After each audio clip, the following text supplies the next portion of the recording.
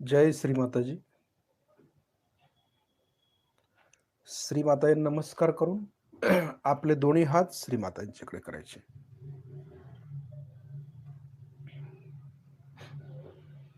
थोडंसं आपण ताठ बसायचंय.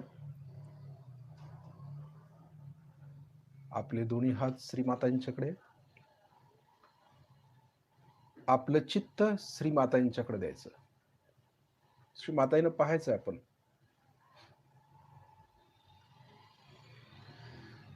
सहजतेनं आपण प्रसन्न मुद्रेनं श्री माताईनं बघायचं. आपण कायम प्रसन्न असणं आवश्यक आहे. सहज योगामध्ये ध्यान करणाऱ्या लोकांनी कायम प्रसन्न असायला पाहिजे. दुर्मुखलेल्या मुद्रेनं आपण कधीही बसायचं नाही ध्यानाला, कधी नाही. प्रसन्न सदैव, कारण आपण आत्म्याला जाणलेला आहे आणि आत्म्याला जाणलेल्या व्यक्तीने कायम प्रसन्न पाहिजे, आनंदी पाहिजे. त्यांच्या चेहऱ्यावरती समाधान दिसून आलं पाहिजे, शांती दिसून आली पाहिजे. कारण ध्यान करणारी व्यक्ती जी आहे ती उठून दिसलीच पाहिजे. आपण काय करतो, आपण आत्म्याच्या किती जवळ गेलोय ते आपल्या चेहऱ्यावरून दिसून येईल ना. आपल्या वर्तणुकीतून दिसून यायला पाहिजे की आपण आत्म्याच्या किती जवळ गेलोय, परमेश्वराच्या किती जवळ गेलोय. हे आपल्या चेहऱ्यावरून, वर्तणुकीवरून, बोलण्यावरून कळलं पाहिजे, समजलं पाहिजे. कारण आपणच जाहिरात आहेत. माताई काय म्हणतात, आपण सहयोगीच हे जाहिराती आहेत. तुम्हाला वेगळी जाहिरात करायची गरज नाही. आपणच सहयोगी आहे. आपण जाहिराती आहोत. आपल्याकडे बघून लोक सहयोगामध्ये येणार आहेत. त्यामुळे आपण कसं असायला पाहिजे हे आपण ठरवलं पाहिजे ना. म्हणजे खरोखरच आपण ध्यान करतो की नाही हे चेहऱ्यावरून समजतं. आपल्या बोलण्यावरनं कळतं की आपण किती गहन साधक आहे. आपण किती क्षमा करतो याच्यावरती आपली गहनता तपासली जाते. आपण किती लोकांना आनंद देऊ शकतो याच्यावरून आपण किती गहन साधक आहात हे कळतं लगेच. म्हणून हे महत्वाचं आहे की ध्यान करत असताना जे काही गुण आहेत देवी देवतांचे ते आपल्या आतमध्ये उतरणं आवश्यक आहे. म्हणजे हे दिसून आलं पाहिजे लोकांना की आपण काय करतो. का नुसताच डोळे बंद करून बसतो, कशाचं ध्यान करतो हे कळलं पाहिजे ना. हे चेहऱ्यावरनं, वागणुकीवरून समजणं आवश्यक असतं. म्हणून आपण गांभीर्यानं ध्यान करायचंय. बघा, गांभीर्यानं ध्यान करायचंय. सहजयोग करताना आनंदात असायला पाहिजे आपण. परंतु सहजयोग करत असताना जे गांभीर्य लागतं, ते गांभीर्य येणं आवश्यक आहे आपल्याला. ती गणेशाची गंभीरता. गणेश जसे गंभीर आहेत, शांत आहेत, की त्यांना बघितलं की असं वाटतं की किती गंभीर, शांत आहे श्री गणेश. एखादं लहान मूल जर आपण पाहिलं, ते धीर, गंभीर असतं, अगदी शांत असतं, अबोध असतं. तसं ती अबोधिता आपल्यात आलेली दिसली पाहिजे. म्हणजे ते तत्व आमच्यामध्ये आलं पाहिजे. नुसताच आम्ही उठून ध्यान करतोय, बाकीच्या चेहऱ्यावरनं काय नाही, लोकांच्यावरती क्रोध करतोय. सगळे षड्रिपू आमच्यामध्ये आतमध्ये आहेत. मग आम्ही ध्यान कशाचं करतोय? आम्ही आत्म्याला कसलं जाणले मग? असायचा अर्थ होतो ना. म्हणून ध्यान करत असताना ते काही गुण आहे ते आमच्यामध्ये उतरणं आवश्यक आहे. हे फार महत्वाचं असतं सहजयोगामध्ये. म्हणून श्रीमाताई म्हणतायत की आपणच जाहिराती आहोत सहजयोगाच्या. यासाठीच आपण हे तत्व मिळवणं आवश्यक आहे. त्यासाठी आपण श्रीमातांच्या समोर बसून श्रीमातांच्याकडून जे चैतन्य येतं ते खेचून घेतो. कारण हे ज्ञान आहे.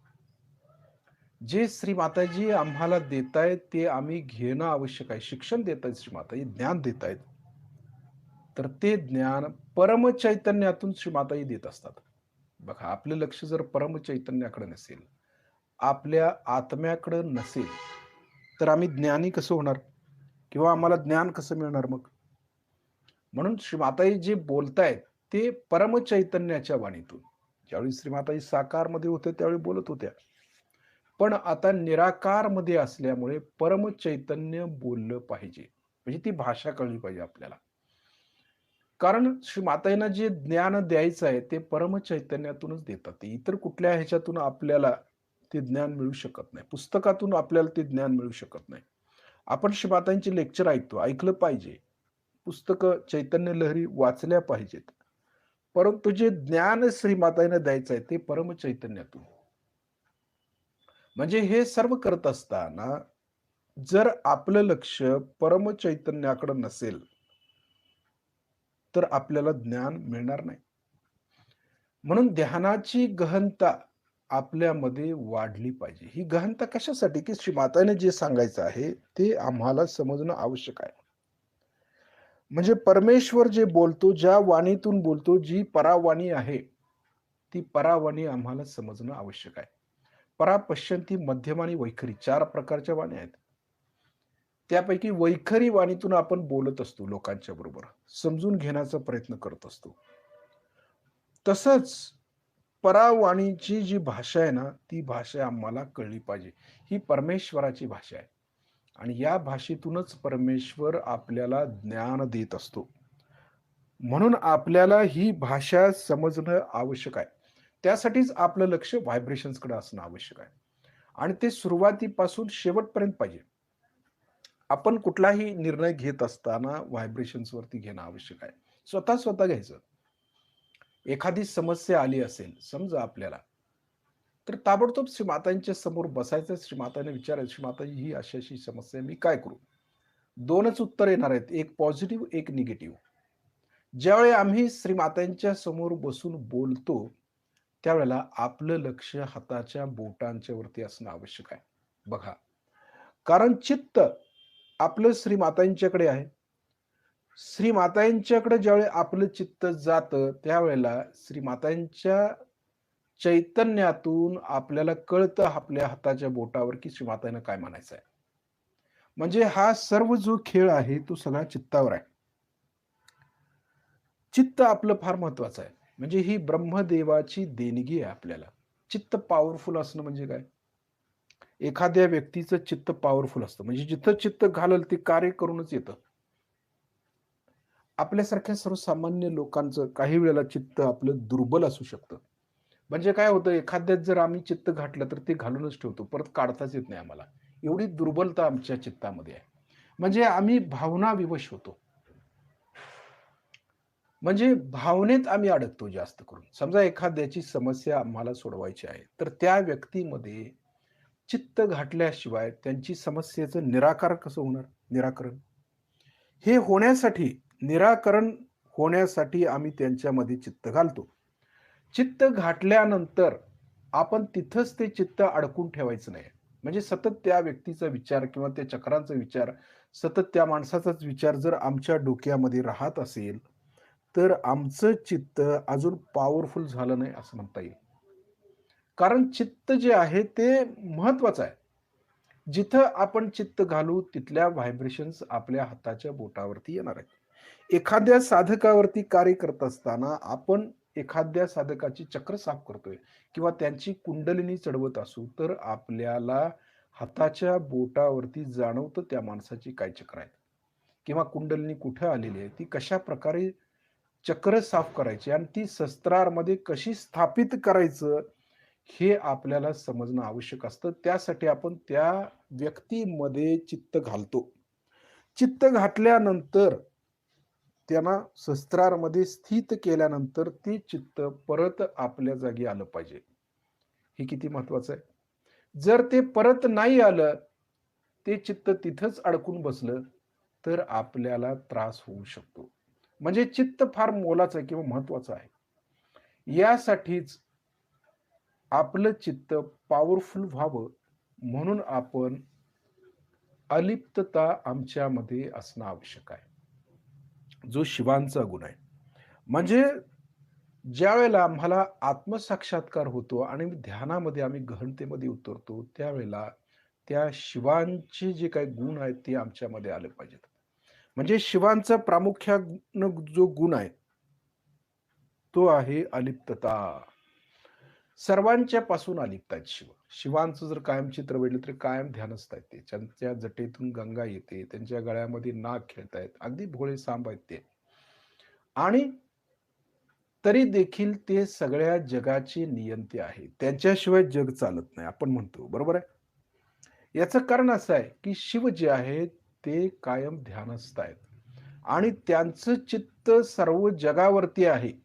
म्हणजे सर्व प्राणी मात्रांच्या वरती आहे, मनुष्यामध्ये आहे, निसर्गामध्ये आहे, संपूर्ण विराटमध्ये त्यांचं लक्ष आहे. तरी देखील ते सगळ्यांच्या पासून अलिप्त आहेत. फरक आपल्या लक्षात येतोय का बघायचं. म्हणजे हे सर्व करत असताना, हे जग चालवत असताना, ते सर्वांच्या पासून अलिप्त देखील आहेत. म्हणजे शिवतत्व असं आहे, की ते ब्रह्मदेव बनून निर्मिती करतात. विष्णू बनून सगळ्यांचं पालन करतात आणि शिव बनून त्या सर्वांचं ते हनन करतात किंवा ते लय देतात आपल्याला, ताल देतात आपल्याला, जीवन जगण्याचं ताल देतात. आणि हे सर्व करून देखील ते सर्वांच्या पासून पूर्णपणे अलिप्त आहेत, कायम ध्यानस्थ आहेत. म्हणजे योगी लोकांनी हे आपल्याला एक सिंबल करून ठेवलेलं आहे, की शिवतत्व म्हणजे काय? आपल्याला वाटतं शिवतत्व म्हणजे कायम ध्यानस्थ बसायचंय, ध्यानच करायचंय, बाकी सगळे कुठेही लक्ष द्यायचं नाही. प्रपंचात लक्ष द्यायचं नाही, इकडे लक्ष नाही, तिकडे लक्ष नाही. सगळ्यापासून अलिप्त आहे आणि लक्ष आपलं ध्यानामध्ये आहे. असं आपण एकांगीपणे विचार करतो. एका बाजूचा असा विचार करतो. याचा दुसरा विचार असा आहे, की शिव जे आहे त्यांचं सगळीकडे लक्ष पण आहे. शिव जे आहे ते सगळ्यांच्या हृदयामध्ये आहेत. जर हृदयामध्ये हृदयच बंद पडलं, समजा हृदयामधले जर शिवच निघून गेले, तर शिवच होणार ना. मग त्या सर्व चक्रांचं तरी काय करायचं किंवा त्या अवयवांचं तरी घेऊन काय करायचं? मेन प्रिन्सिपल काय आहे, की तत्व जे आत्मतत्व आहे. हे आत्मतत्व जोपर्यंत आमच्यामध्ये जागृत होत नाही, जी अलिप्तता त्या शिवांची आमच्यामध्ये येत नाही, तोपर्यंत आम्ही प्रपंच देखील व्यवस्थित करू शकत नाही. म्हणजे एका बाजूला असं आहे, की प्रपंचापासून आम्ही अलिप्त झालो, तर आम्हाला शिवतत्व मिळतं. आणि शिवतत्व मिळाल्यानंतर आम्ही प्रपंच व्यवस्थित करू शकतो. हे पण महत्वाचं आहे ना तितकंच. म्हणजे या दोन्हीची सांगड आहे. म्हणजे ब्रह्मा, विष्णू आणि महेश या तिघांची सांगड आहे. तेव्हा कुठे गुरुतत्व तयार होतं ना. म्हणजे उत्पत्ती, स्थिती आणि लय या दोन्ही गोष्टी, या तिन्ही गोष्टी म्हणा, आमच्यामध्ये असणं आवश्यक आहे. म्हणजे आमच्यामध्ये ब्रह्मदेवाची उत्पत्ती पण आहे. आम्ही उत्पत्ती पण केली पाहिजे. सहजयोग्यांची निर्मिती केली पाहिजे आहे. विष्णू तत्व आहे म्हणजे आम्ही त्यांचं पालन-पोषण केलं पाहिजे. त्यांना काय हवं नको ते बघितलं पाहिजे आहे. त्यांना अगदी सहजयोगामध्ये स्थिर ठेवलं पाहिजे आहे. आणि तिसरं शिवांचं तत्व म्हणजे त्यांना कायम ध्यानाच्या स्थितीत ठेवलं पाहिजे. जी शिवांची अलिप्तता आहे, त्या अलिप्ततेमध्ये ठेवलं पाहिजे. ते कशाला लिप्त झाले नाही पाहिजेत. म्हणजे त्यांनी निर्मिती पण करायची आहे, पालन-पोषण पण करायचं आहे. पण ते सगळं अलिप्त राहून करायचं आहे, ते शिवतत्व पण परमेश्वरानं आपल्याला ठेवलेलं आहे. म्हणजे या सर्वांची सांगड आमच्यामध्ये आहे. असं नाही आहे, की आम्ही सगळ्यांचा संन्यास घेतलाय आणि बाजूला झालेलो आहे. आता आम्हाला काही करायचंच नाही. आम्ही प्रपंचापासून अलिप्त झालोय. काही लोकांचं असं असतं. संन्यस्त वृत्ती. म्हणजे सगळं सोडून देतात. प्रपंच सोडून देतात. बायका, मुलं सगळी सोडून देतात. घर-दार सोडून हिमालयात जाऊन तप करतात. जंगलात जाऊन तप करतात. परंतु हे एक दृष्टिकोन झाला मनुष्याचा, की आम्ही तिथं जाऊन देखील काय मिळवणार आहे? समजा आम्ही ते तत्व मिळवायचा प्रयत्न केलाच, तरी देखील आम्ही त्यामध्ये समाधानी राहू शकत नाही. आम्ही स्वार्थी झालो. आम्ही ज्यावेळी निस्वार्थी होऊ, त्याच वेळेला खऱ्या अर्थानं स्वतः आनंदी राहू शकतो आणि दुसऱ्याला देखील आनंद देऊ शकतो आणि ते शिवतत्व आमच्यामध्ये मिळवू शकतो. म्हणजे शिवशक्ती जी महत्वाची आहे ना, ती शिवशक्ती आपल्याला लक्षात आली पाहिजे. याचं कारण असं आहे, की शिव म्हणजे कायम आत्मा स्वरूपात आहेत. ते कायम ध्यानस्थ आहेत आणि त्यांची शक्ती जी आहे, ती प्रपंचामध्ये आहे. आदिशक्ती आहे. ती प्रपंचाची निर्मिती केली त्याने किंवा सगळ्यांची प्राणीमात्रांची, जीवांची, मनुष्याची, ते देवतांची त्यांनी निर्मिती केली. म्हणजे त्यांनी निर्मिती केली याचा अर्थ असा आहे, की तो प्रपंच आम्हाला करणं आवश्यक आहे. त्यापासून पळपुटेपणा करून उपयोग नाही आहे. जर आम्हाला असं वाटतं, की सगळं सोडून आम्ही जर आत्म्याला प्राप्त करू, तर ते शक्य नाहीये आपल्याला. कारण जोपर्यंत आम्ही प्रपंच व्यवस्थित करत नाही, प्रपंचापासून तावून सुलाखून त्या यज्ञामधून बाहेर येत नाही, तोपर्यंत खऱ्या अर्थानं शिवतत्व देखील आम्हाला समजत नाही. म्हणून आपण पलायनवाद हा घ्यायचा नाहीये सजोगामध्ये. म्हणून श्री माताजींनी काय सांगितलंय, की प्रपंच करत हा परमार्थ आम्हाला करायचा आहे. म्हणजे प्रपंच देखील आम्हाला केलाच पाहिजे. त्यापासून आम्ही दूर जाऊ शकत नाही. आणि प्रपंच करत असतानाच ते शिवतत्व आमच्यात आलं पाहिजे. ती अलिप्तता आमच्यामध्ये आली पाहिजे आणि ती अलिप्तता आल्यानंतरच आम्ही प्रपंच देखील व्यवस्थित करू शकतो. असा हा अगदी व्यवस्थित सहजयोग श्री माताजींनी सांगितलेला आहे. त्यामुळे आपल्याला असं लक्षात येईल, की ज्यावेळी आम्ही प्रपंच करतो, त्यावेळी आम्ही दुःखाने काही वेळेला गांजून जातो. काही वेळेला आनंद मिळतो, काही वेळेला सुख मिळतं, काही वेळेला समाधान मिळतं, पण काही वेळेला बऱ्याच वेळेला दुःखच पदरी पडतं आपल्या. म्हणजे सुख डोंगरा एवढं जरी म्हटलं, तरी दुःख आभाळा एवढं आहे. म्हणजे संतांनी पण लिहून ठेवलेलं आहे तसं.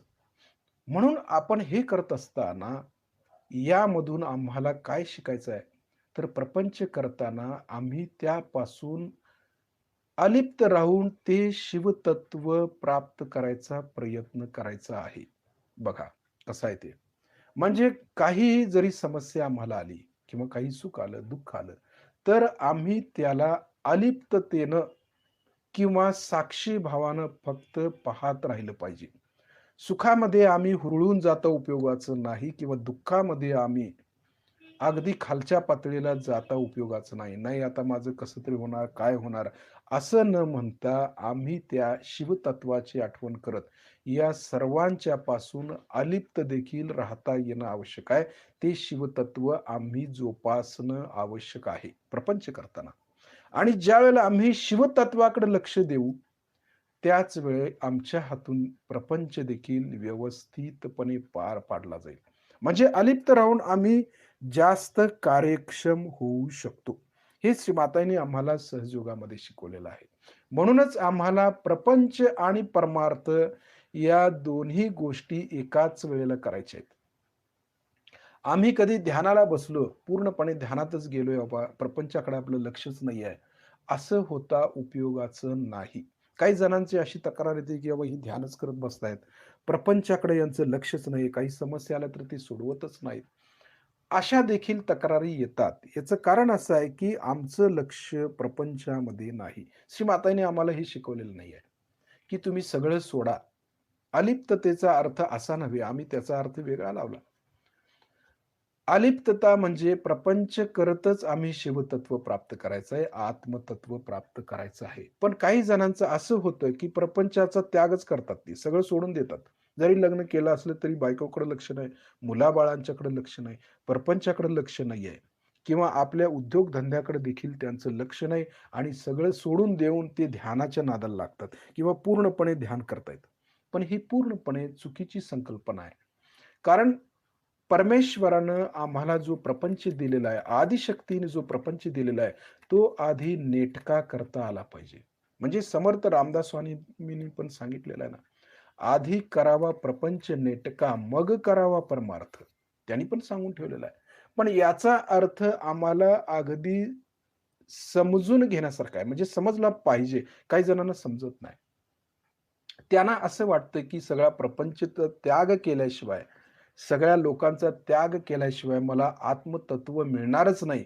अशी जी धारणा काही लोकांची आहे, ती सगळ्यात खरं म्हणजे चुकीची आणि धोकादायक आहे. कारण आपण काहीही सोडून सगळ्याचा त्याग करून परमेश्वराची प्राप्ती किंवा आत्म्याची प्राप्ती करूच शकत नाही.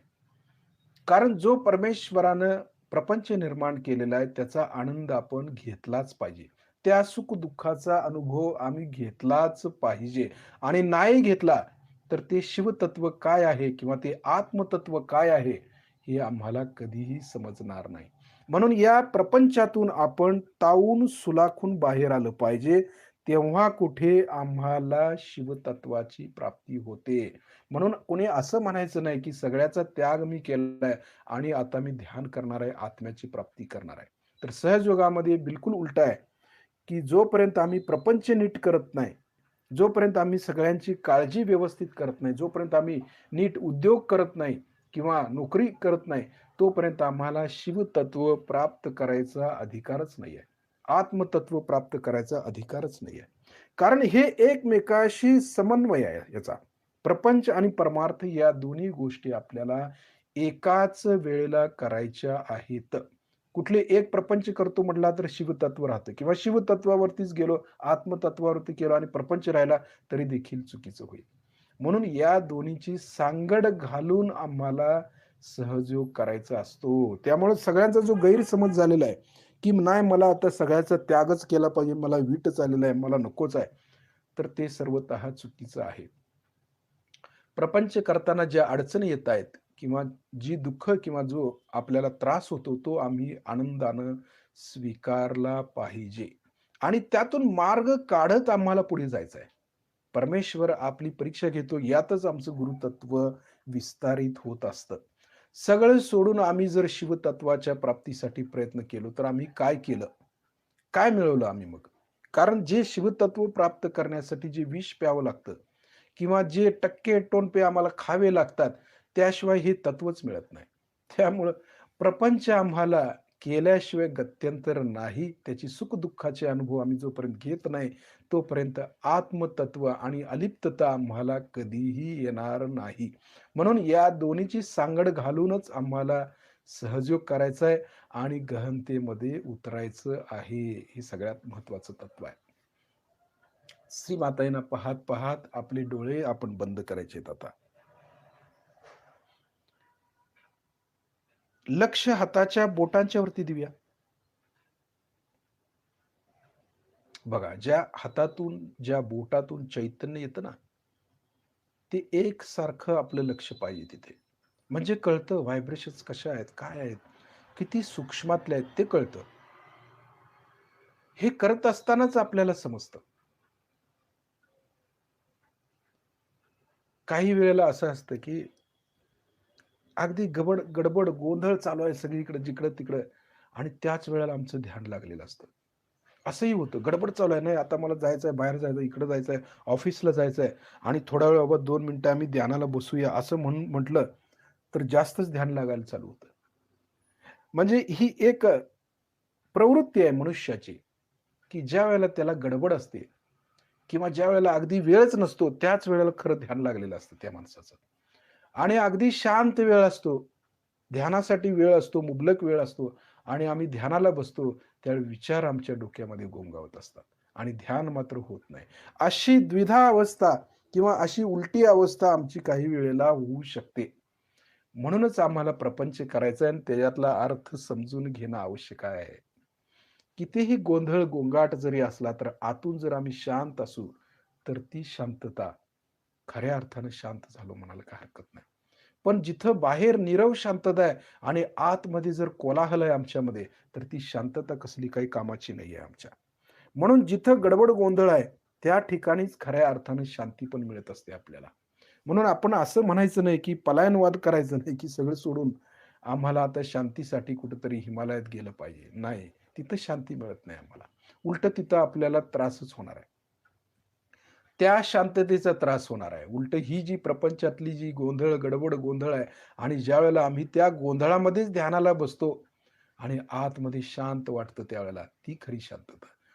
त्याचा खरा अनुभव आम्हाला घेणं आवश्यक आहे. ते दुःख असू दे, सुख असू दे, ते आम्ही घेत जो ध्यान करतो ना, तो खरा शिवतत्वाला प्राप्त होतो. हे त्यातलं महत्त्वाचं गम्य आहे. आणि हे तत्व आम्हाला शिकायचं आहे सहजयोगामध्ये आणि हेच श्रीमाताजी आपल्याला शिकवतायत आणि हेच करणं आवश्यक आहे. जे हातातून चैतन्य येतंय ते आम्ही हाताच्या बोटातून मनगटापर्यंत घेतोय, आतमधून घेतोय, वरून नाही. या नसामधून घेतोय. कारण नसा जागृत असणं आवश्यक आहे. त्याशिवाय हात कसे बोलायला लागतील? जोपर्यंत आमचं चित्त तिथं जात नाही, तोपर्यंत हात कसे बोलू लागतील? कुराणमध्ये लिहिले ना, ज्यावेळेला कियामा येईल म्हणजे कुंडलिनीची जागृती होईल ना, त्यावेळेला हात बोलू लागतील. म्हणून नमाज ही जी काही क्रिया आहे, नमाज पडतात ना 5 वेळा, पंचमहाभूत तत्व म्हणून 5 वेळा. तर त्यातून हेच आहे कुंडलिनीचं जागरणच आहे ना त्याच्यामध्ये. हातामध्ये व्हायब्रेशन्स आहे. अल्लाहू अकबर म्हटलं की ती पॉवर येते आपल्यामध्ये. परंतु हे फक्त कर्मकांड झालं. ॲक्चुअली त्यांच्या सगळ्यामध्ये तेच, सगळ्या धर्मामध्ये तेच आहे, कर्मकांडच आहे. त्यातलं मेन जे तत्व आहे ना, ते मात्र आपल्या सहजयोगामध्येच आहे. म्हणून सहजयोग आपला फार उच्च प्रतीचा आहे. सर्व धर्माचं सारच खरा म्हणजे सहजयोग आहे आणि हेच शिकणं आवश्यक आहे. त्यासाठी आपण कुठल्याही जाती धर्माचे का असेना, त्याला याच्यामध्ये काही फरक पडत नाही. जर आतून तुम्ही तुमच्यातला धर्म जागृत केला, तर सगळं आपल्याला समजतं. त्यासाठी आपल्याला व्हायब्रेशन्स घेता येणं आवश्यक आहे. व्हायब्रेशन्स असं म्हणत नाहीत, "तू हिंदू आहेस, तुझ्यामध्येच मी येणार, तू मोमेडियन आहेस, मी येत नाही" वगैरे असं काही म्हणत नाही व्हायब्रेशन्स. व्हायब्रेशन्स हे प्रत्येक मानवाला येत असतातच. मानव पाहिजे फक्त तुम्ही आणि मानवामध्येच ही क्रिया आहे, की त्याने व्हायब्रेशन्स त्यांना खेचून घेता येतात. हे महत्वाचं आहे. म्हणून आपण व्हायब्रेशन्स दोन्ही हाताच्या बोटातून खेचून घेतो, मनगटापासून कोपऱ्यापर्यंत आतून घेतोय बघा. त्यामुळे ते जाणवलं पाहिजे नसामध्ये. एकसारखं.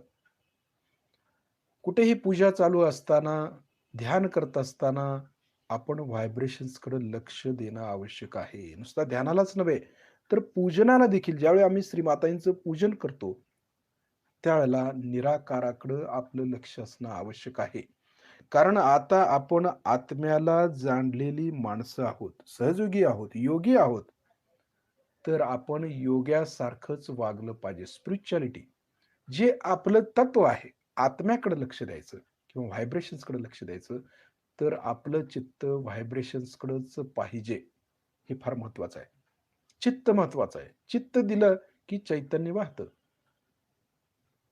आता आपला डावा हात बरोबर कुंडलिनीच्या समोर धरायचा आहे. उजव्या हाताने आपण कुंडलिनी वरती चढवतोय. शिस्तीत वर चढवतोय. लक्ष कुंडलिनीकडे देतोय. आपल्या पाठीच्या मणक्यातून आपल्या हाताबरोबर ती वर येत असते. ती जाणीव आपल्याला घ्यायची आहे.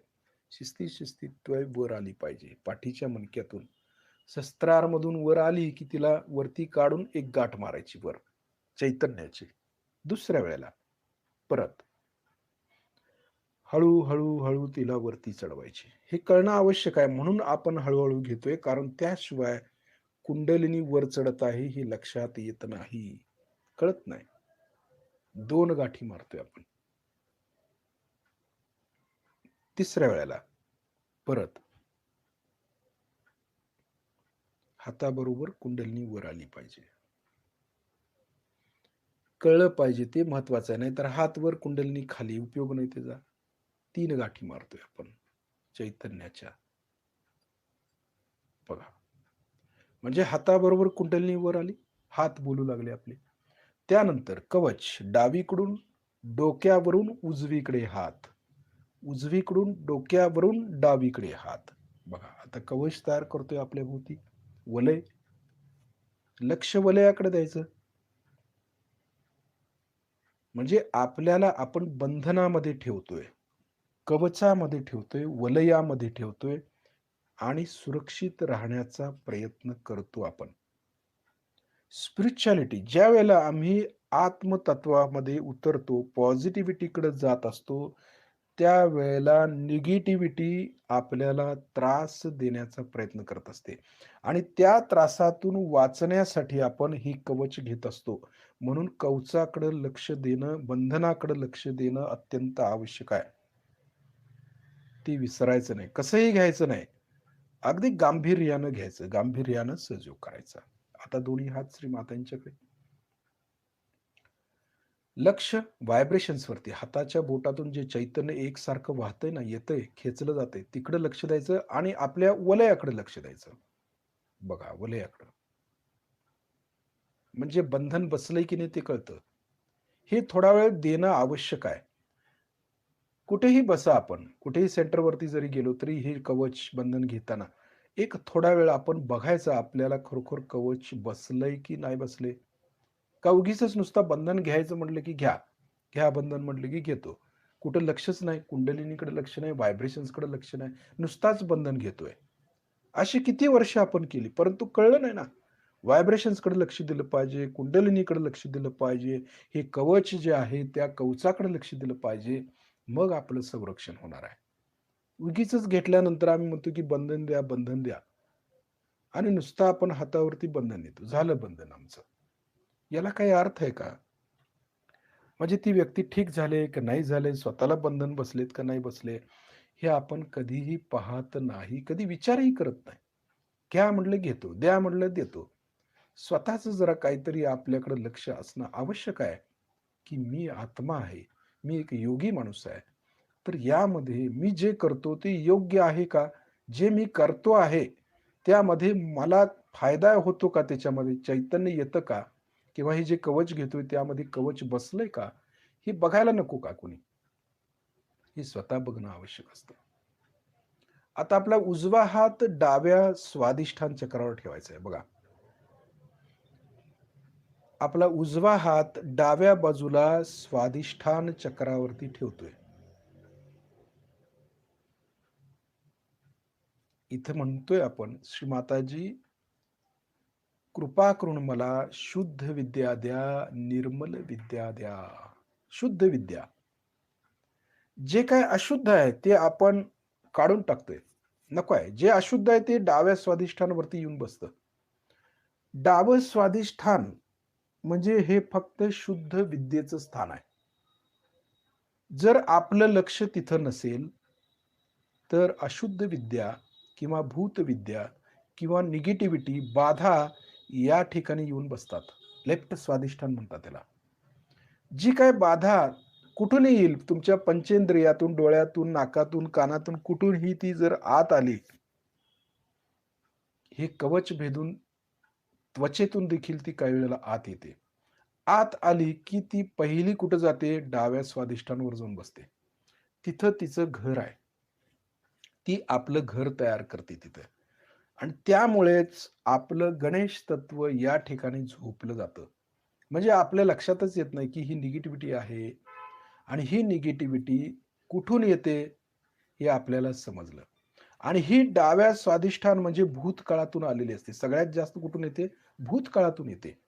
म्हणजे भूतकाळात होऊन गेलेल्या घटना असतील किंवा पूर्वजन्माची जी काही आपली कर्म असतील, काही वाईट कर्म असतील, काही बाधा त्या ठिकाणी असतील, तर ते आपल्याबरोबर येतात आणि या चक्रामध्ये येऊन बसलेले असतात. म्हणजे लेफ्ट स्वादिष्ठानावरती आपल्याला कळतं, की ही बाधा कुठून आलेली आहे, कशी आलेली आहे आणि यामुळे आपण ती बाधा स्वच्छ करणं आवश्यक आहे या जन्मामध्ये. बघा. जर डावं स्वादिष्ठान आपलं पकडत घेत असेल, तर किती प्रमाणात पकडतं याला महत्व आहे. मग त्याच्यावरनं कळतं, की आपल्याला काय त्रास आहे. म्हणजे काही वेळेला डाव्या स्वादिष्ठाला गरम जाणवतं. ठीक आहे, काही हरकत नाही. काही वेळेला टोचल्यासारखं आम्हाला जाणवतं. काही वेळेला चुरचुरल्यासारखं जाणवतं. काही वेळेला पूर्ण अंगठाच पूर्णपणे बाधित झालेला आम्हाला किंवा टोचल्यासारखं किंवा जड झाल्यासारखं जाणवतं. याचा अर्थ असा आहे, की आमच्यामध्ये जी बाधा आलेली आहे, ती अगदी स्ट्राँग आहे. म्हणजे बाधेचं प्रमाण किती आहे आणि कशाप्रकारे बाधा येते, ते डाव्या स्वादिष्ठानावरती कळतं आम्हाला. आता भृगु संहितेमध्ये भृगु ऋषींनी जे भुर्ज पत्रिकेवरती प्रत्येकाचं भविष्य लिहून ठेवलंय. ते कशावरती लिहिले माहिती आहे? अंगठ्यावरती. ठसा. अंगठ्याचा जो ठसा आहे ना, त्या ठश्यावरनं त्याच्यावर त्यांनी एवढं मोठं पुस्तक लिहिलंय, बुक. भृगु संहिता म्हणून लिहिलेलं आहे. त्यामध्ये पूर्वजन्माचा सर्व उल्लेख आहे, की पूर्वजन्मामध्ये आपण कोण होतो, काय होतो, आपले आई-वडिलांचं नाव काय, तुमचं नाव काय, हे सगळं आपल्याला लेफ्ट स्वादिष्टांवरती कळतं. म्हणजे घ्यायचा अर्थ असा आहे, की हे जे लेफ्ट स्वादिष्ठान आहे, ते भूतकाळामधलं आपलं जे काही प्रॉब्लेम्स आहेत, अडचणी आहेत, पूर्वजन्मातले जे कर्म आहेत, ते या ठिकाणी साठवले जातात. किंवा ही जी काही बाधा येऊन बसते ना, ती आपल्या डाव्या स्वादिष्ठानावरती येऊन बसते. म्हणून आपल्याला या ठिकाणी हात ठेवून म्हणावं लागतं, "श्री माताजी, कृपा करून मला शुद्ध विद्या द्या, निर्मल विद्या द्या." मग आम्ही ही बाधा कशी काढायची हे आपल्याला चांगलं माहिती आहे. कॅन्डल ट्रीटमेंटने आपण ते ठीक करू शकतो. म्हणजे जे काही कर्म आहेत आपले पूर्वजन्मातले जे कर्म आहेत ते संपवायचे असतील, तर मीठ पाण्याचा उपचार आणि कॅन्डल ट्रीटमेंटनी आपण सतत ह्या बाधा जाळल्या पाहिजेत आणि आपलं डावं स्वादिष्ठान आपण कायम स्वच्छ ठेवलं पाहिजे. हे फार महत्वाचं तत्व आहे. कारण डाव्या स्वादिष्ठांमध्ये श्री गणेश इथून कार्य करत असतात. कुंडलिनी इथूनच स्टार्ट होते. कारण स्वादिष्ठान आहे ना ते. स्वाधिष्ठान, स्वतःचं अधिष्ठान. म्हणून आपण इथं हात ठेवून म्हणतो, "श्री माताजी कृपा करून मला शुद्ध विद्या द्या, निर्मल विद्या द्या, जेणेकरून मी आमच्या आत्म्याला जाणू शकू." असा याचा अर्थ आहे. हे कळणं आवश्यक आहे, कारण डावं स्वादिष्ठान आपलं कायम स्वच्छ ठेवणं आवश्यक आहे. सहजयोग्यांचं तर ते पकडू नये आणि पकडलं तर त्यांनी हात धुवून मागे लागावं आणि ते स्वच्छ करून घ्यावं. आता ज्या ठिकाणी हात ठेवलाय त्या ठिकाणी थोडंसं लक्ष केंद्रित करतोय आपण. श्री माताजी कृपा करून मला शुद्ध विद्या द्या, निर्मल विद्या द्या. निर्मल विद्या म्हणजे चैतन्याची विद्या, व्हायब्रेशनची विद्या. जसं आपण आता दोन्ही हात श्रीमातांच्याकडे करून जे व्हायब्रेशन्स घेतो, जे ज्ञान घेतो श्रीमातांच्याकडून, ती विद्या म्हणजे निर्मल विद्या. ती आम्हाला द्या. मग ती श्रीमाताही देतच असतात. फक्त आपलं चित्त मात्र तिथं पाहिजे. चित्त फार महत्वाचं आहे. म्हणून शुद्ध विद्या, निर्मल विद्या म्हणजे ही चैतन्याची विद्या द्या. त्यानंतर आपला उजवा हात श्रीमातांच्याकडे करायचा आहे. डावा हात उजव्या स्वादिष्ठान चक्रावर ठेवायचा आहे. बघा, डावा हात उजव्या स्वादिष्ठान चक्रावर. इथं आपण श्री मातांना ब्रह्मविद्या मागतो. श्री माताजी आपण साक्षात श्री ब्रह्मदेव सरस्वती आहात किंवा श्री माताजी आपण साक्षात श्री हजरत अली आहात. हजरत अली म्हणजे ब्रह्मदेवांचंच अवतरण आहे. ते एकदाच अवतरण झालं हजरत अलींचं. ही ब्रह्मविद्या आहे. जिथं आपण निर्मल विद्या मागितली तिथं ब्रह्मविद्या मागतो. आणि हे स्वाधिष्ठान आहे. बघा लक्षात घ्यायचं आपण. स्वाधिष्ठान म्हणजे काय? स्वतःचं अधिष्ठान. स्वाधिष्ठानचा अर्थ असा आहे. स्वतःचं अधिष्ठान काय आहे हे ब्रह्मविद्येनं आम्हाला समजणार आहे. कारण ब्रह्मविद्या आम्ही मागतो. स्वतःचं अधिष्ठान म्हणजे आत्म्याचं मी कोण आहे? मी आत्मा आहे. हे आम्हाला समजावं यासाठी जी ब्रह्मविद्या लागणार आहे, त्या ब्रह्मविद्येनं आम्ही जाणणार आहे, की मी आत्मा आहे. फरक लक्षात येतोय का बघायचा.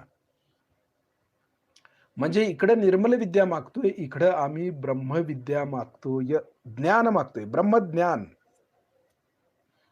ज्या ज्ञानानं आम्ही चक्र स्वच्छ करणार आहे. ज्या ज्ञानानं आम्ही व्हायब्रेशन्स घेणार आहोत. बघा फरक काय आहे? निर्मल विद्येत आणि ब्रह्मविद्येत काय फरक आहे बघा. निर्मल विद्यामध्ये काय करतो? आम्ही श्रीमातांची विद्या घेतो. म्हणजे चैतन्याची विद्या समजणं त्याला निर्मल विद्या म्हणायचं. आणि हे जे काही ब्रह्मज्ञान जे आहे, ते ज्ञान म्हणजे काय? की या चैतन्यातून आम्ही चक्र कशी साफ करायची? नाड्या कशा स्वच्छ करायच्या? हे जे ब्रह्मज्ञान मिळणार आहे, विराटातलं जे ज्ञान आम्हाला मिळणार आहे, आत्म्याचं जे ज्ञान आम्हाला मिळणार आहे, ते या ब्रह्मज्ञानामुळं मिळणार आहे. म्हणून श्रीमातांना आम्ही म्हणतोय या ठिकाणी, "श्री माताजी कृपा करून आम्हाला ब्रह्मज्ञान द्या, ब्रह्मविद्या द्या, की जेणेकरून आम्ही आत्मा आहे हे आम्हाला समजावं. मी आत्मा आहे हे आम्हाला कळावं, यासाठी ही ब्रह्मविद्या द्या." म्हणजे वाईटसाठी ही शक्ती आम्ही वापरत नाही, चांगल्यासाठी वापरतो. आणि याच ठिकाणी आपल्या चित्ताचं स्थान आहे. बघा, चित्त कुठं आहे?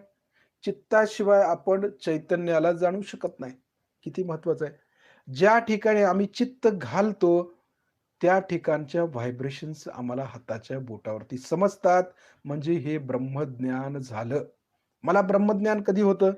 ज्यावेळी आम्ही चित्त दुसऱ्यामध्ये घालू आणि त्यांचं ज्ञान आम्हाला हाताच्या बोटावरती येईल, त्यावेळेला म्हटलं पाहिजे, की मला ब्रह्मज्ञानाची प्राप्ती झाली.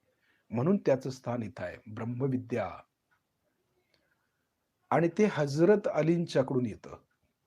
आणि ज्यावेळेला हे चक्र बिघडतं, किंवा आम्ही शरीराचाच विचार करतो, मनाच्या मागेच धावतो, भूतकाळाचा अतिविचार करतो, भविष्याचा विचार करतो, त्यावेळेला ही ब्रह्मविद्या आपल्यातून लुप्त होते.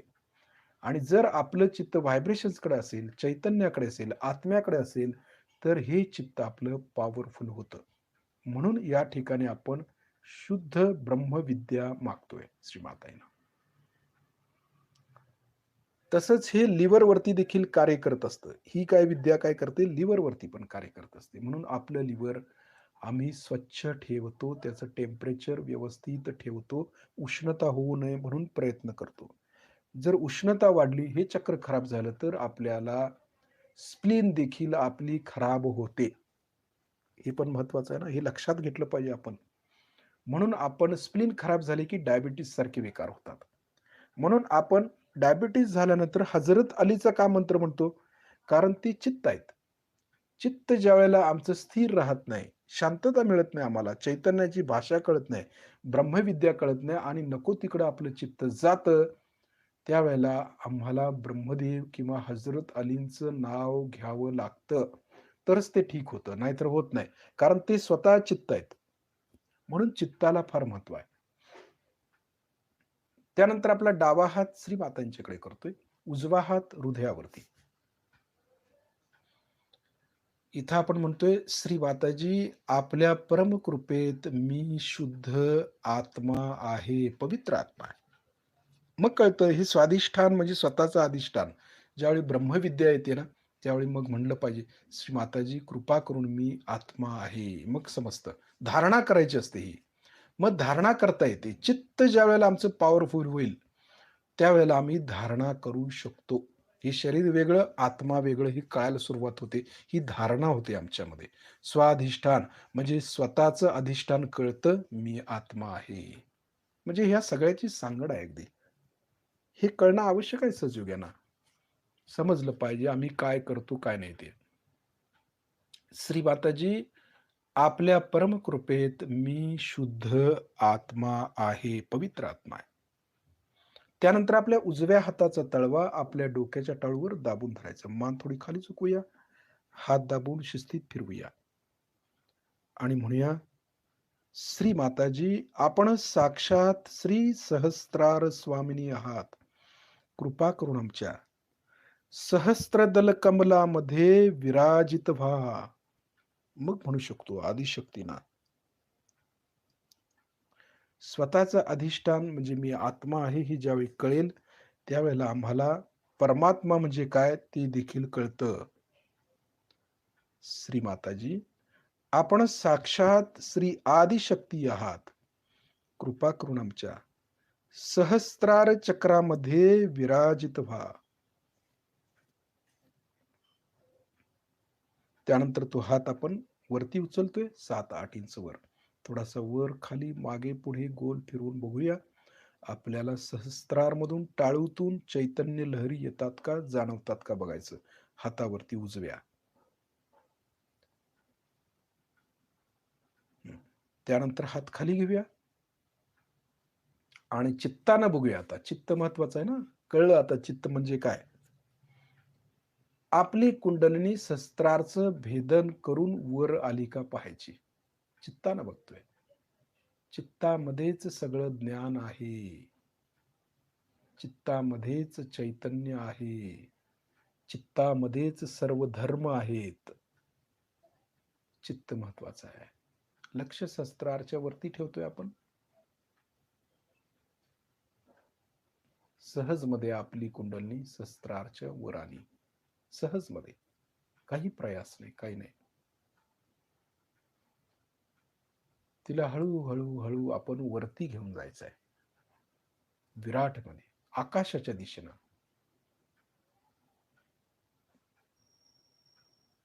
शिस्तीत घेऊन जायचं. ती शस्त्राच्या वर आली की ती वरच जाते. जरी शस्त्राच्या वर आली तरी वर वायू आहे. शस्त्राच्या वर वायू आहे सगळा. आपल्या बाहेर सगळा वायूच आहे ना. या वायू तत्वाशी आपलं संधान होतं. बघा, हे वायू तत्वात एकरूप झालो आम्ही. विरघळणं म्हटलो, विरघळणं, विरघळता आलं पाहिजे आपल्याला. जशी ही कुंडलिनी आम्ही वर काढतो ना, तसं ती पूर्ण आकाश तत्वामध्ये विरघळली पाहिजे. शोषून घेणे, विरघळणे हे शब्द आहेत. म्हणजे ते आपण त्याच्याशी एकरूप होतं म्हणजे काय होतं? जसं पाण्यामध्ये मीठ टाकलं. म्हणजे मीठ काय झालं? पाण्याशी एकरूप झालं ना, कळलं का? पाणी आणि मीठ म्हणजे वेगळं आहे. सुरुवातीला वेगळे होते, नंतर एक झालं. काय कळत नाही, की बाबा मीठ कुठं गेलं ते. तसं हे जे चैतन्य आहे ना आपलं व्हायब्रेशन्स, ते शस्त्राच्या वर गेल्यानंतर वायू तत्वामध्ये त्या परमचैतन्यामध्ये मिक्सअप झालं पाहिजे, एकरूप झालं पाहिजे. म्हणजे आम्ही एक जीव झालो. एकरूपता त्याच वेळी येते. आमचं चैतन्य त्या परमचैतन्याशी एकरूप होणं हे महत्वाचं आहे त्यातलं. त्यावेळी म्हटलं पाहिजे जीवाशिवाची भेट झाली. भेट होणे म्हणजे काय? आपल्या लक्षात येत नाही ते काही वेळेला. भेटणे म्हणजे काय? दोन व्यक्ती एकमेकाला कडकडून भेटतात. का भेटतात? कारण त्यांचं आत्मा जुळलेला असतो ना, त्यांचा स्वभाव जुळलेला असतो, आत्मा जुळलेला असतो, त्यांचं टोनिंग जुळलेलं असतं. त्यामुळे ते भेटतात.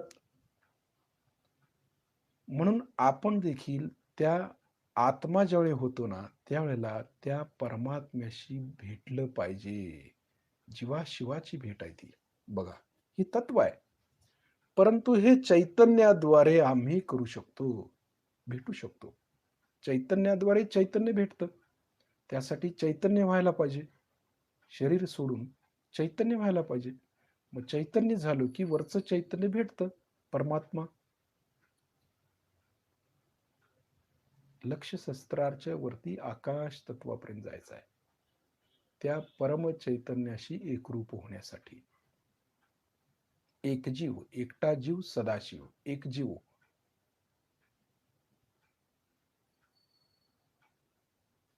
एकरूप व्हायचंय पूर्णपणे. जोडलं जायचंय. हे महत्वाचं आहे ना त्यातलं. पूर्णपणे जोडलं जाणं किती महत्वाचं आहे.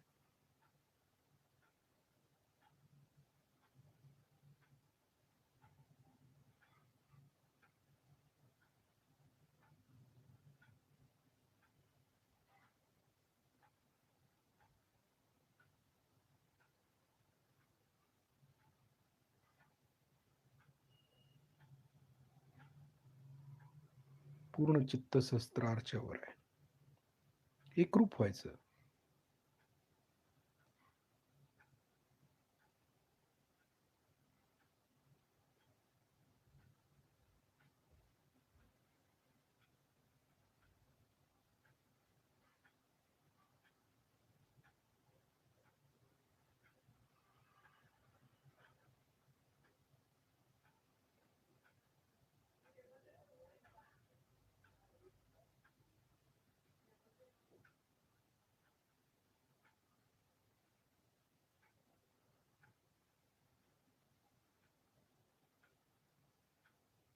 काही विचार नाहीये. निर्विचारितेमध्ये आपण.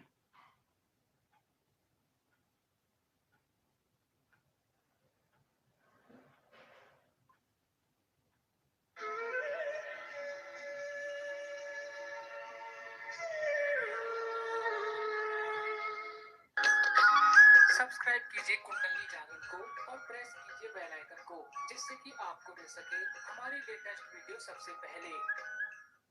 विश्व के भारतवर्ष में अगर हम देखें तो धर्म के नाम पर ही स्त्री के साथ जो अत्याचार हम लोग कर रहे हैं, वो क्या हम अपने को भारतीय कहलाने के लायक हैं? भारतीय संस्कृति की हम डींगे पीटते रहते हैं, लेकिन क्या हम वाकई में इस योग्य हैं? जब बाहर जाकर के लोग बताते हैं कि बहुओं को जला दिया, घर में आई हुई लक्ष्मी को मार डाला, तो दूसरे लोग पूछते हैं कि आपके देश में बहुत बड़ी योग भूमि है, बहुत कुछ शास्त्र हुआ, बहुत कुछ लोग धार्मिकता की बात करते हैं, बड़े ही वहां पर बड़े बड़े व्याख्यान लोग देते हैं, तो ऐसे देश में ऐसी दुर्धर बातें, ऐसी भीषण हत्याएं कैसे हो सकती? क्या जवाब है हमारे पास इसका? एक ही जवाब मैं देती हूँ। श्री कृष्ण ने कहा था कि योग क्षेम वाम्याम, इसमें भी पकड़ है। योग क्षेम वाम्यम, पहले योग होना चाहिए, फिर मैं इनका क्षेम देखूंगा। उन्होंने क्षेम योग क्यों नहीं कहा? पहले योग होगा तब मैं इनका क्षेम करूंगा। ये धर्म की व्याख्या है कि प्रथम आप योग को प्राप्त। अगर आप भारतीय संस्कृति की इतनी पढ़ाई करते हैं तो सबसे बड़ी चीज भारतीय संस्कृति का सबसे महान तत्व एक ही है कि आत्म साक्षात्कार को प्राप्त होना। अपने चित्त का निरोध बताया गया है, अष्टांग योग बताए गए हैं, अनेक विधियां बताई गई हैं, किस लिए? कि आपको आत्म साक्षात्कार प्राप्त हो। लेकिन देखिए कि कितने लोग इधर नजर करते हैं। ईसा मसीह ने यही कहा कि आपका फिर से जन्म होना चाहिए, पर कितने ईसाई इस बात को सोचते हैं? बपतिस्मा कोई भी आकर के सर पे हाथ रख के कह देता कि तू ईसाई हो गया। ऐसे ही हमारे यहाँ किसी भी आदमी के गले में अग्गोपवीत किसी ब्राह्मण ने लाकर डाल दिया, हो गया ब्राह्मण। कौन है ब्राह्मण? जिसने ब्रह्म को जाना वही ब्राह्मण है। ब्राह्मण को द्विज कहा जाता है, जी जाए से जा, जो दूसरी मर्तबा पैदा हुआ है, माने जिसका दूसरा जन्म हुआ है उसको द्विज कहते हैं। पक्षी को भी कहते हैं और मनुष्य को भी कहते हैं। जो पक्षी पहले अंड रूप से आता है और उसके बाद उसका जब दूसरा जन्म होता है तो पक्षी हो जाता है। जब तक मनुष्य का दूसरा जन्म नहीं होता, माने उसका आत्म साक्षात्कार नहीं होता है, तब तक वो ब्रह्म तत्व को नहीं जान सकता। और जब तक उसने ब्रह्म तत्व को नहीं जाना, उसको अपने को ब्राह्मण कहने का कोई भी अधिकार नहीं। इससे शास्त्रों में अनेक आधार है। गीता पर बहुत लोग कहते हैं, मैंने तो कभी गीता पढ़ी भी नहीं। गीता में लोग कहते हैं कि जो जन्म से जिस जाति में पैदा हुआ वही उसकी जाति हो ही नहीं सकती। कारण जिसने गीता लिखी वो व्यास किसके बेटे थे? एक भीमरनी के, वो भी जिनका पता नहीं था बाप। जिन्होंने वाल्मीकि रामायण लिखी वो कौन थे? एक फिर वही भीमर मछली पकड़ने वाले, वो भी डाकू। उनसे रामायण लिखवाई परमात्मा ने। जिन्होंने शबरी के बेर खाए झूठे, जिन्होंने विदुर के घर जाकर के साग खाया, इन सब अवतारों को समझने के लिए पहले ये समझ लेना चाहिए कि ये जो बाह्य के हम लोगों ने तरीके बनाए हैं कि तुम इस जाति के, तुम इस पंथ के, ये सब मनुष्य ने बनाए हुए बेकार के कारनामे। यही हमारे जेल है जिनमें हम रहते हैं और बहुत संतुष्ट हैं कि हम इस धर्म, इस संप्रदाय के हैं। सारे संप्रदाय एक बुद्धि का ही खेल है, जिसे कि मेंटल प्रोजेक्शन कहिए, जो कि सब तरफ नहीं फैलता है, सिर्फ एक दिशा में जाता है और फिर लौट के चला आ जाता है। जितनी भी इस तरह की धारणाएं हैं, ये अधर्म धर्म की हो ही नहीं सकती। जो एक इंसान को दूसरे इंसान से हटाता है या किसी भी बात से ये कहता है कि हम उनसे ऊंचे और वो हमसे नीचे हैं, वो धर्म नहीं हो सकता।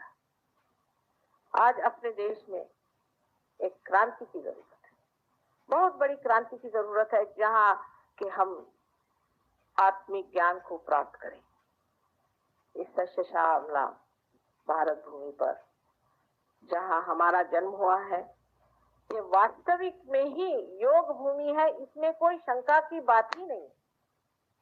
लेकिन जब हमने अपने आत्मा को ही नहीं पाया, तो सिर्फ ये योग भूमि कहने से आप इस योग भूमि के पुत्र नहीं हो सकते। योग को आपने जब प्राप्त नहीं किया तो आप इस योग भूमि को क्या, ये तो ऐसे ही आप रास्ते पे घूमते फिरते रहते हैं। इससे तो कुत्ते बिल्ली सभी घूमते फिरते। लेकिन अगर आप इसके वास्तविक में ही एक गौरवशाली पुत्र है तो आप में योग स्थापित होना चाहिए। बातें करना और धर्म के नाम पे इसको त्यागना उसको त्यागना या किसी से कुछ लूट मार करना, ये किसी भी तरह से धर्म नहीं है। और एक बड़ी ग्लानि की बात है कि बाह्य के देशों में हम लोगों के बारे में जो चित्रण किया जाता है वो अत्यंत कलुषित है।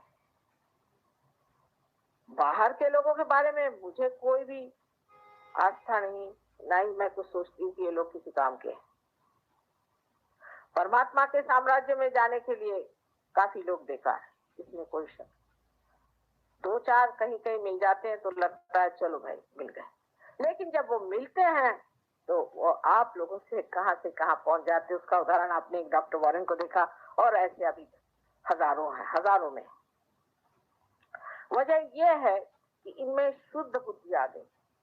बुद्धि की टकरे लेते लेते इनमें शुद्ध बुद्धि आ गई, और ये अब समझते हैं कि इस शुद्ध बुद्धि से ये देखा जा रहा है कि सत्य क्या है और सत्य को पकड़ना है और असत्य जो है उसे छोड़ना ही होगा। ये कहिए कि इनकी विल पावर, आत्मशक्ति इतनी जबरदस्त होती है कि एक बार जब इन्हें सत्य मिल जाता है तो उसे इस तरह से पकड़ लेते हैं। आप लोग गणेश जी के बारे में मैं कहती हूँ कुछ भी नहीं जानते, ये लोग जानते हैं। हालांकि मैंने उन्हें बताया है, ये दूसरी बात, पर तो भी वो जानने के लिए भी तो लोग चाहिए। हाँ, तो जब आइए हिंदुस्तान में तो मेरे बाप को बीमारी, मेरे माँ को बीमारी, तो मेरे फलाने को बीमारी, माँ इनको ठीक कर दीजिए, या तो कुछ पैसा दे दीजिए या तो कुछ नौकरी दे दीजिए। इसी से कोई कथा से ऊपर उठा तो वो धर्म मार्तंड बन के मुझसे वाद विवाद करने के लिए खड़े हो जाते हैं। ऐसे धर्म मार्तंडों से कहने की बात यह है कि जिन्होंने आदि शंकराचार्य को परास्त करने पर उन्होंने फिर सिर्फ माँ की ही स्थिति लिखी, उसे कुछ अकल नहीं। आखिर उन्होंने पाया ही क्या है जिसके बूते पर वो इतनी बड़ी बड़ी बातें और लेक्चर देते रहते हैं बगैर पाए। फूट जैसा शरीर और बड़ी बड़ी बातें, इसमें अर्थ क्या है? कुछ तुमने पाया नहीं। इस एक बात को सिर्फ मान लेने से ही बहुत कुछ काम हो सकता है, क्योंकि जब आदमी असत्य पे खड़ा होता है तो उसमें बड़ा अहंकार होता है।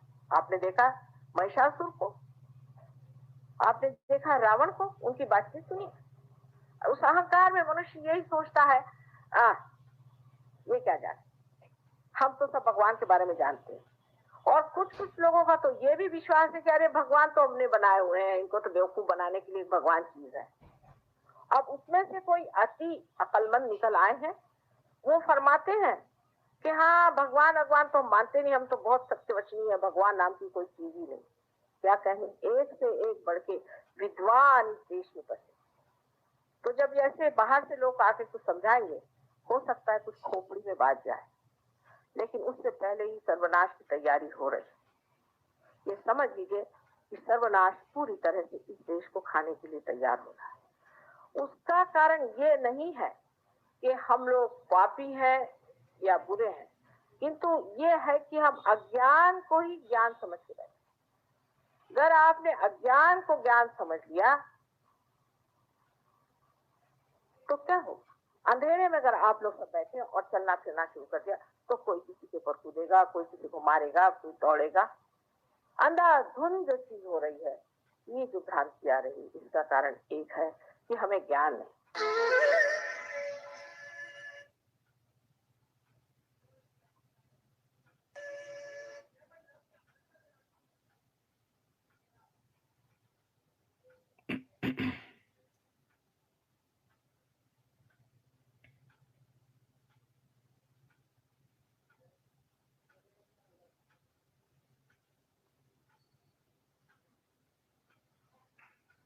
हळूहळू आपले डोळे उघडायचे, श्री मातांना पाहायचं आपण, शिस्तीत उघडायचे. ज्या स्थितीवरती आपण आहे त्या स्थितीवरतीच लक्ष ठेवायचं आणि हाताच्या बोटांच्या वरती.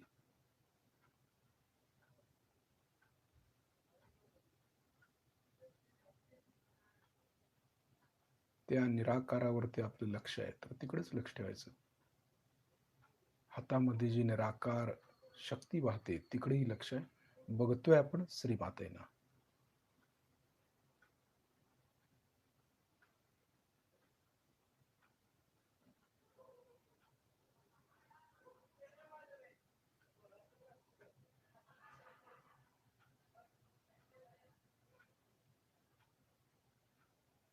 पूर्णपणे चैतन्यामध्ये न्हावून निघतो आपण. निराकारमध्ये उतरले की ह्या गोष्टी घडतात.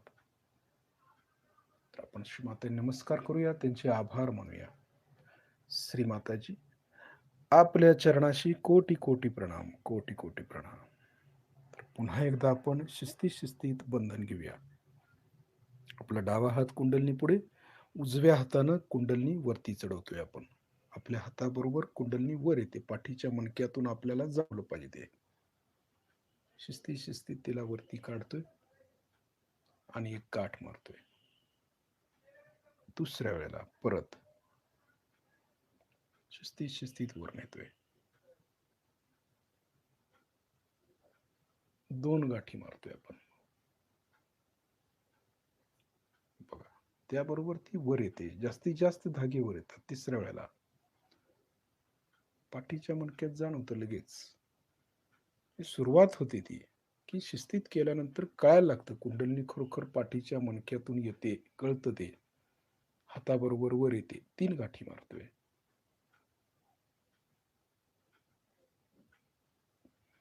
त्यानंतर कवच, डावीकडून डोक्यावरून उजवीकडे हात, उजवीकडून डोक्यावरून डावीकडे हात.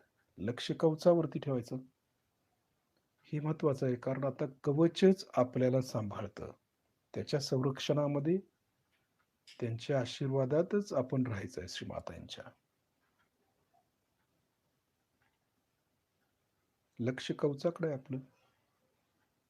समजतं की आपल्या भोवतानी जे व्हायब्रेशनचं कडं आहे तिकडं आपलं लक्ष, आणि ते बसलेलं आहे कडं बरोबर. आणि ते कवच भेदून कुठलीही निगेटिव्हिटी, व्हायरस आत येता उपयोगाची नाही. आपण पूर्णपणे सुरक्षित या कवचामध्ये राहायचं आहे, हे विसरायचं नाही.